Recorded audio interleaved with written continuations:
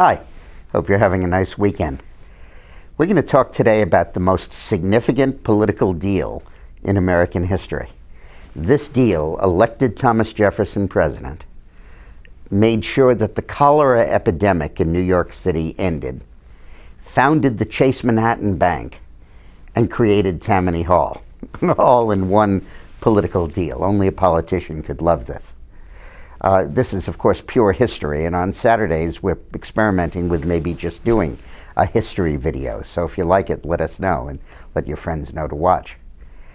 In the late 18th century, around 1798 and 99, the presidential electors were chosen by the state legislature, not by the voters of the state. And the problem that the Republicans, now the Democrats, the party backing Jefferson, had is that all of the bankers were Federalists. And increasingly, the Republicans and the Federalists were both caught in the land speculation deals that exploded in 1798 and 99. And it was kind of like the current banking crisis. They all invested in real estate. The bubble burst, and they were all facing bankruptcy. And the Federalist banks lent money to the Federalist legislators, but not to the Republicans. And the Republicans were hauled off to debtor's prison. In those days, that was the penalty for debt.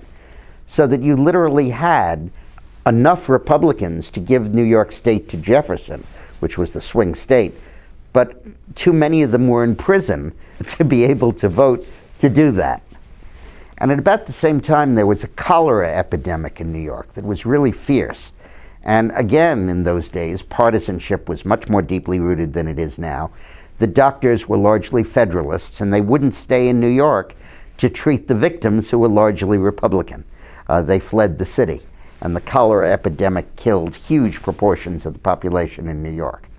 So Aaron Burr, the political genius who ultimately was elected as Jefferson's vice president, put together a political deal to get Jefferson and he elected president.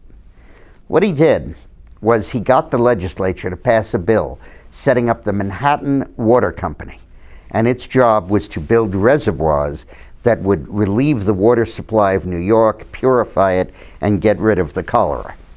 And he specified in the bill, a little thing that nobody paid attention to, that it could lend out surplus money as a bank. And the Manhattan Bank was established off the Manhattan Water Company. And the Manhattan Bank made loans to the Republican legislators who were going to vote for Jefferson, freed them from debtor's prison, brought them into the state legislature, and they all voted for Jefferson, and he and Burr carried New York State. Now, the Manhattan Bank became the Chase Manhattan Bank. The Manhattan Water Company still exists and runs the water supply of New York. Jefferson was elected president. Burr actually tried to horn in on it, but Jefferson was able to control it. And then, as a permanent system to be able to dole out money to loyal partisans, this whole operation became enshrined in the Society of St. Tammany, which was basically just a fraternal organization, but it became known as Tammany Hall, and it became the central place for the distribution of political patronage. Now, isn't that cool? Now, of course, today we have political deals being cut, and they have ramifications that we don't know about. And the ability to tuck something into the bill that nobody pays much attention to is exactly the kind of stuff we need to worry about today. For example, in the Dodd-Frank bill, the way they tucked in that little provision that permits the FDIC to take over community banks that is ravaging the American economy.